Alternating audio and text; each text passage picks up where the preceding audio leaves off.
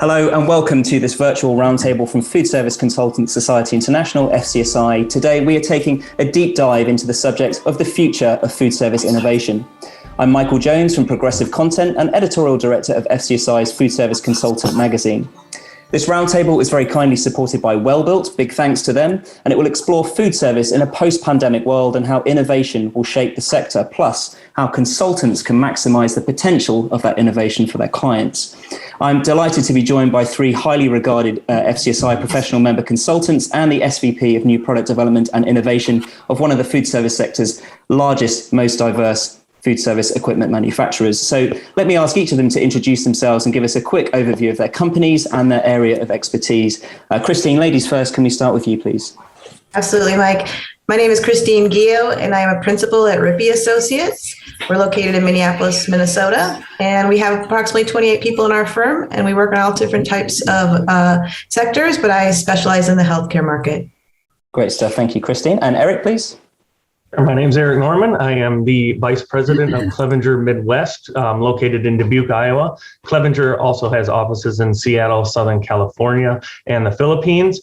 And we work in virtually all market segments, predominantly a design firm, but we do offer some MAS services as well. And I personally focus on education, B&I, restaurants, and some hotel work. Great stuff. Thank you very much, Eric. And Bill, please. Yes, I'm Bill Caruso. I'm the now retired founder of William Caruso and Associates, now known as Young Caruso. The company was started many years ago.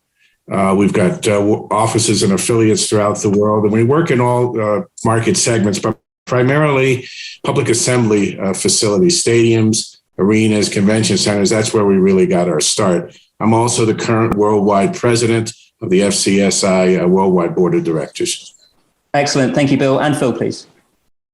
So good morning, good afternoon. My name is Phil Radford. I'm with Welbilt. I'm responsible for product development and innovation for the business. I've been with the company maybe 10, 15 years now, but my background is in product development, industrial automation, engineering, product design.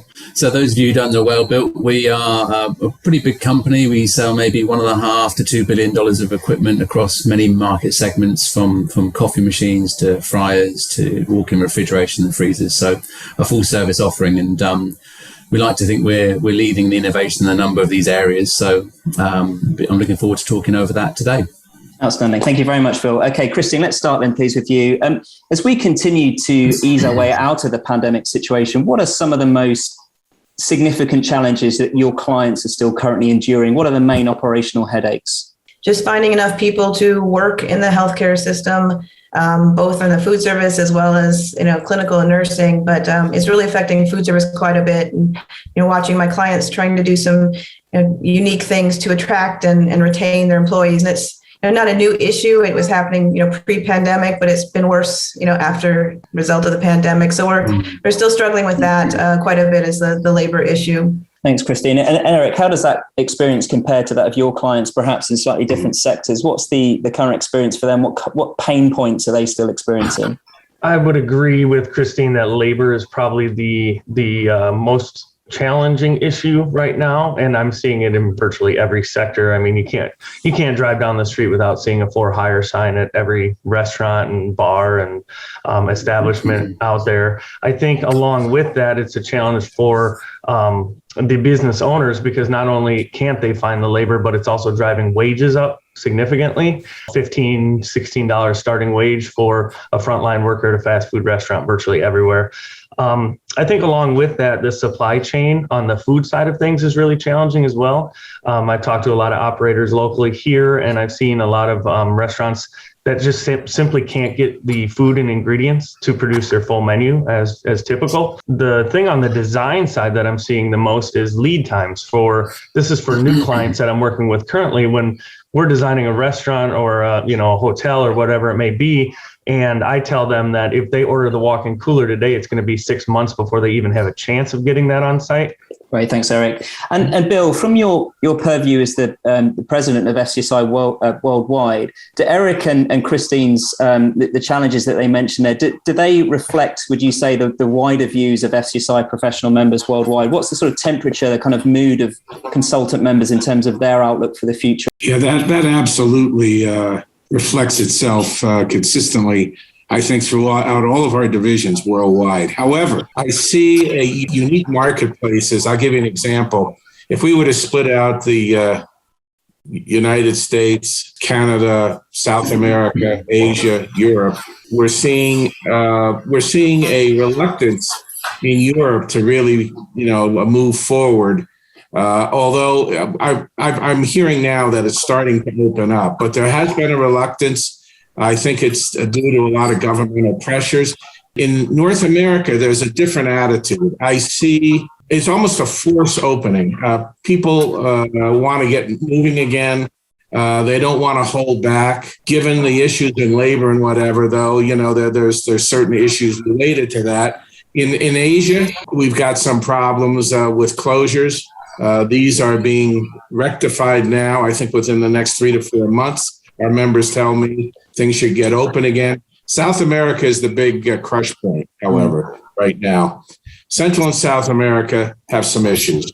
They're not yet up to the point where other divisions or other areas of the world are in terms of openings, in terms of a feeling that we're out of the woods. There's some serious issues down there. And only time will tell. Thank you very much, Bill. Phil, moving on to you. So we've heard from Eric, Christine, and Bill there about the challenges that members are facing and consultants are facing and their clients are facing. And while there are no kind of silver bullets, no panaceas here, how have you seen innovation able to help operators in the past 18 months, 2 years, kind of get through this situation, help them to diversify their offering, do something different and get through this? How have you seen technology stand out, make a difference? Yeah, it's certainly been a tough period over the last 18 months or so. If you look at some of the data, you'll see that in the UK alone, 10% of restaurants, they haven't reopened across the board. I mean, since the lockdown is finished. If you look in fine dining segment or the casual dining segment, it's some 20%. We're seeing that they're not coming back after COVID. It's a real shame. Considering the question, I mean, innovation is only beneficial when it solves a problem or a need. During that period of lockdown, the need has erupted for non-contact in-home dining. So the ability of restaurants to provide restaurant quality food in packaging that can be transported on the back of a cycled courier has been quite an exciting thing that's come out of this. We see people still want the eat out experience. And so it's led to a boom around eat-in, high-quality food delivery systems and companies. There are loads of companies doing that now. I think successful companies and businesses are those that have learned to adapt to these changing needs.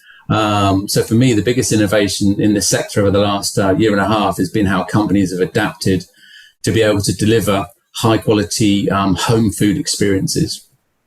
Great answer. Thank you, Phil. Eric, hearing that, can you discuss maybe how technology or innovation has directly and also positively impacted on projects that you've worked on or started working on since the pandemic began? How have you seen innovation or something innovative change the game for your clients? Sure. And, to kind of piggyback on what Phil said, the packaging of food changed, quite drastically overnight. We had restaurateurs, where they used to use the foam clam shells and very basic packaging for to-go orders, where now you're seeing cup sealers, right? Because a big thing here was alcoholic beverages were not able to be sold and then carried out of a restaurant previously. Well, that all changed. State laws changed. So a cup sealer, it's been around for a while, but the use of it now became totally different because a restaurant can use that to pre-mix cocktails, seal the cup, and then they can sell that to go. Same applies for just general food. Instead of having it in your basic to-go packaging, they can now do it in sealed packaging. So when the customer receives that food, they feel like it's a safer experience. The food transport's better, things like that. I've also seen some new innovation. There's one hood manufacturer that we specify quite regularly that actually basically invented or created a new air purifying system that is being used in restaurants and in establishments now. And so I think that is a good step in giving customers a feeling that the establishment is taking steps to ensure that they have a safe dining experience. So those are some of the big ones. And then when we get into B&I, another new one is the small heated and refrigerated cubbies, I'll call them, where a customer or an employee can order their food, and then that food is made, put in this little remote hot or cold cubby, and then they can use their smartphone to open that up. And so that, they again feel like they're having a safe dining experience. They can take it back to their desk and eat maybe versus eating in the larger cafeteria. So there's, quite a bit that has changed that we're seeing and that we have to be cognizant of when we're designing now. Great answer. Thank you, Eric. Christine, same sort of question to you, really. How have you seen innovation helping your clients in the healthcare sector specifically? I think there's been, when we talk about the labor issue, the innovation on, simpler to use, simpler to clean, anything you can do to help people with less time, less labor. The other thing is we're kind of coming out of the post-pandemic world is I think people are back into a focus of environment.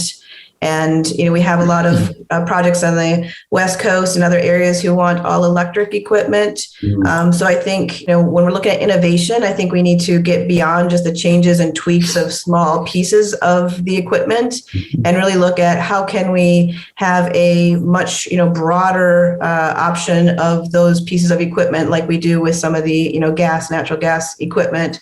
So I think, innovation needs to kind of move in that direction so that we have more choices as consultants and our clients have more choices to cook on.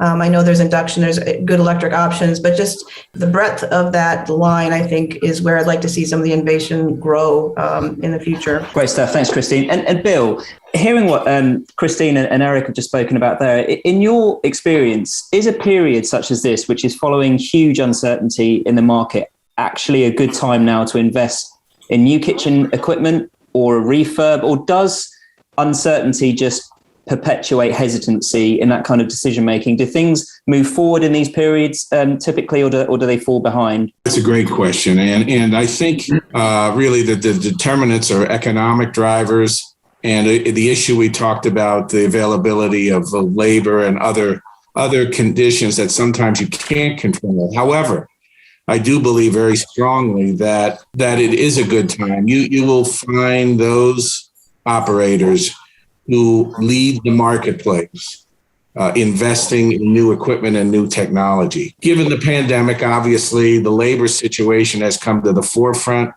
but I believe that those, and we're seeing it. I think if I were to ask Christine and Eric, that we're seeing those operators who we regard as very professional and forward-looking, moving ahead and making technological advances throughout their operation. Phil, to Bill's point there about operators who are moving ahead, let's look at for a second here, the exponential growth in the ghost kitchen, cloud kitchen, dark kitchen market.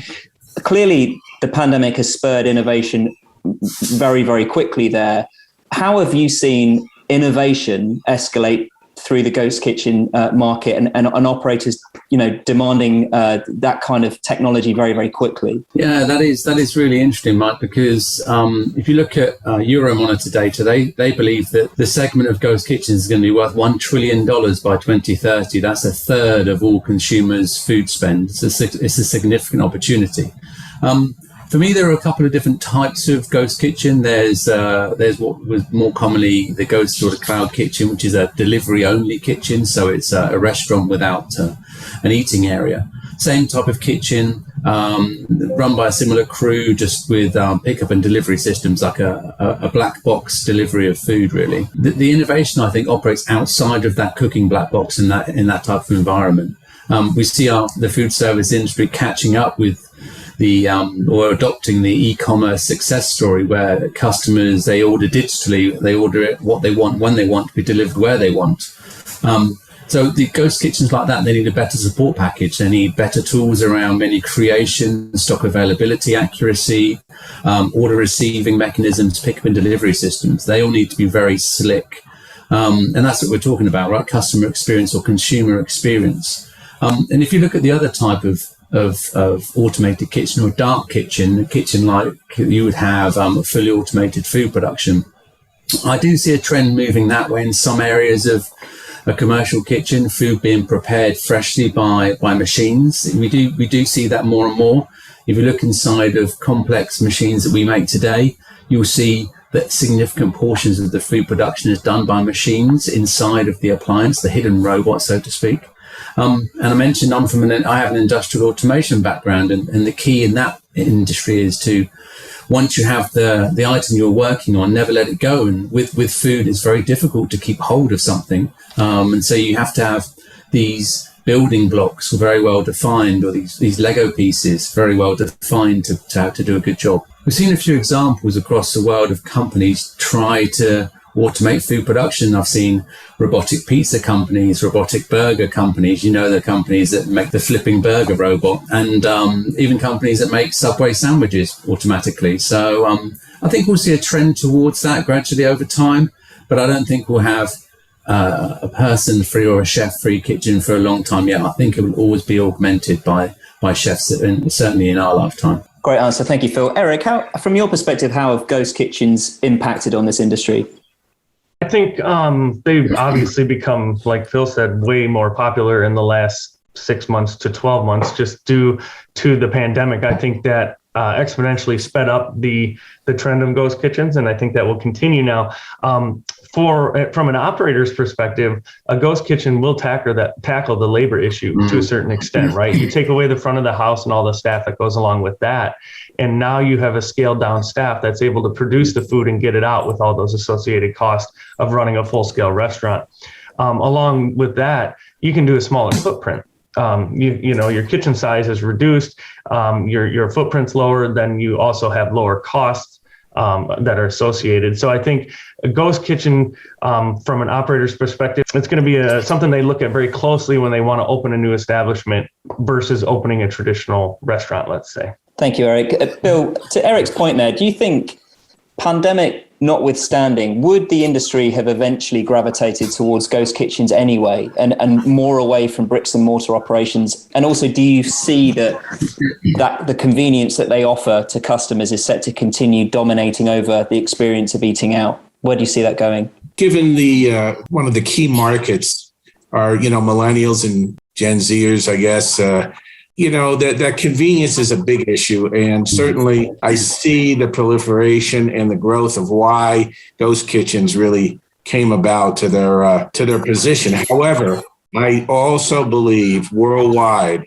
people want to associate with others. They want to gravitate to places that have ambience, socialize. And I don't think that type of restaurant operation, bar operation is ever going to go away. I think there'll be a mix of ghost kitchens for convenience to serve certain market segments, along with other types of restaurants that draw in various demographics in local neighborhoods, et cetera, throughout the world. That's never going to go away. No, great answer, Bill. Thank you. Christine, you mentioned it right at the very top, and also some of our other panelists have also picked up on the labour issue.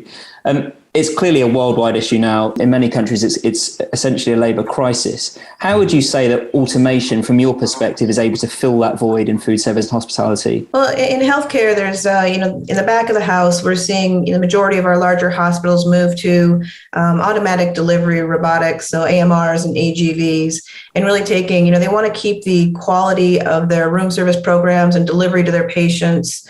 They don't want to give that up with the labor crisis. So they're turning to the robotics to help in the delivery to the patients.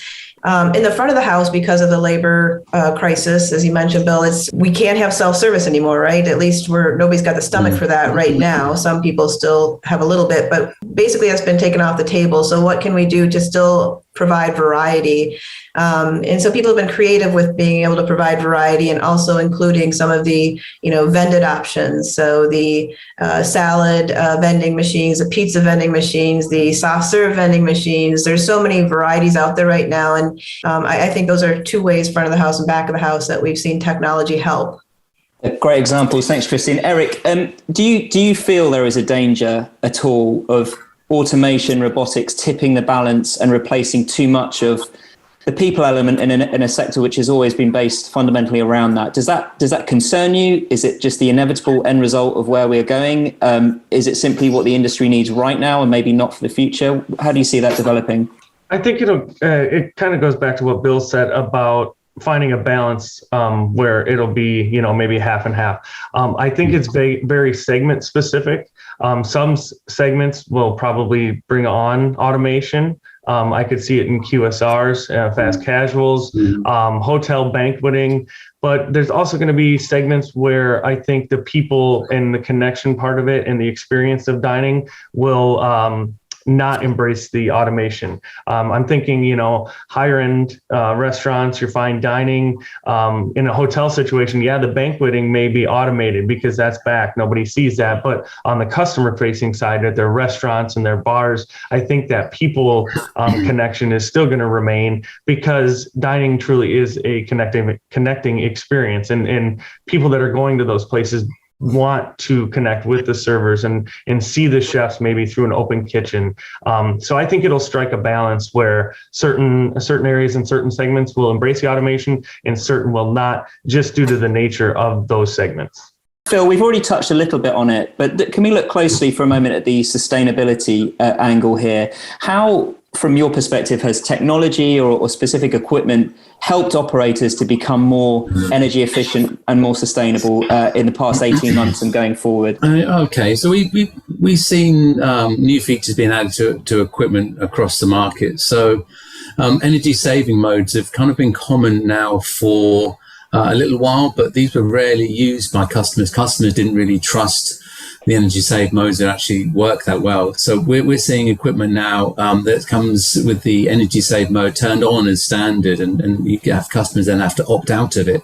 So it reverses the psyche of that challenge. And when equipment is in an idle, not being used, you've been mentioning non-value add activities, that when equipment's not being used to cook food or process food, it's completely valueless. And we are seeing that equipment uses most of its energy when it's idle. So the development of smart equipment that knows when it's needed is coming through. So using some algorithms, or I dare say some AI techniques to predict based on usage patterns when the equipment should be ready to run.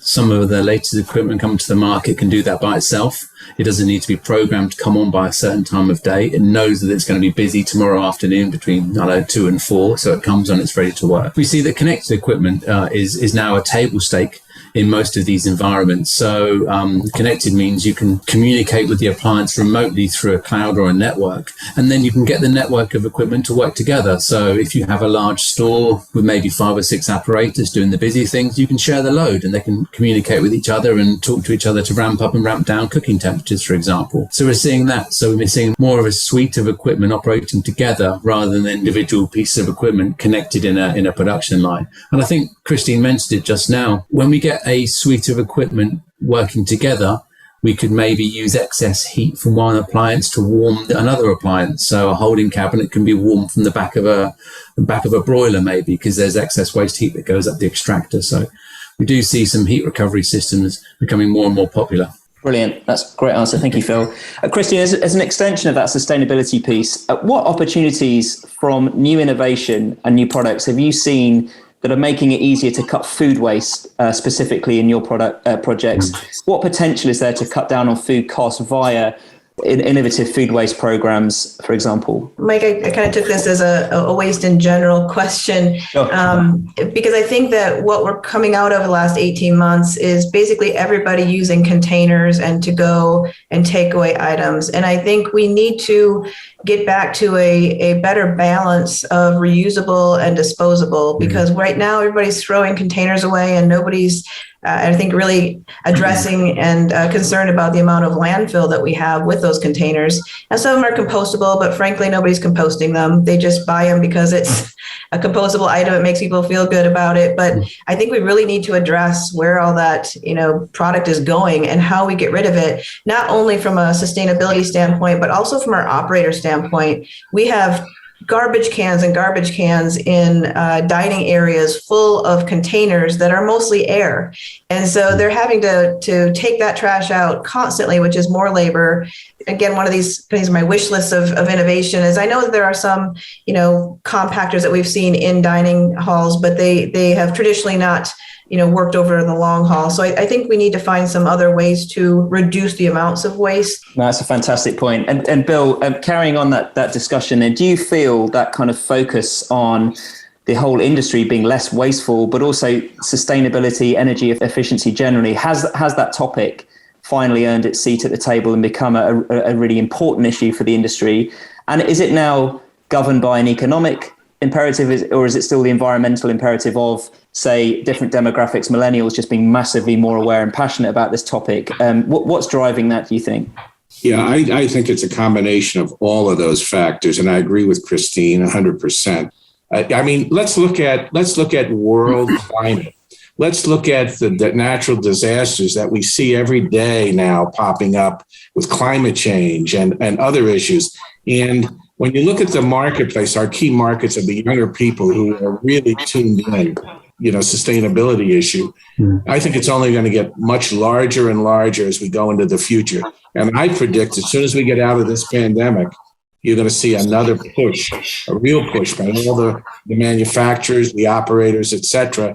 I know cost, it relates to cost, but I think there's going to be world pressure, governmental pressure, other types of political pressure, and just demographical pressures to really refine our sustainability issues worldwide. Thanks, Bill. Eric, do you agree with that? Do you feel that operators are going to continue to act more sustainability as the pandemic kind of challenge is kind of in the rearview mirror? Do you think those initiatives that we've discussed will remain front and center, or are you worried it might be something that just, I don't know, gets kind of pushed into the background as the industry just tries to stay kind of on its feet? I think as we get through the pandemic and near the end of it, sustainability, like Bill said, is going to become one of the major issues, just due to what has happened over the last year with natural disasters and things like that, like Bill mentioned.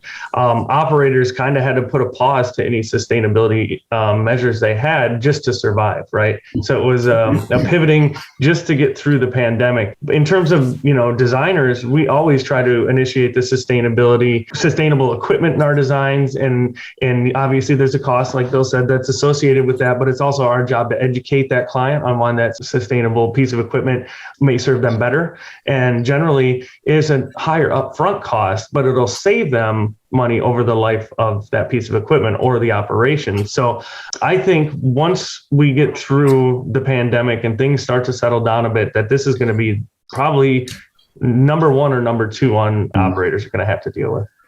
Great stuff. Thank you, Eric. And Phil, aside from the pandemic, what are the other big factors and the big drivers that are pushing expansion in technology and innovation in your team? What else is driving the R&D effort for you guys?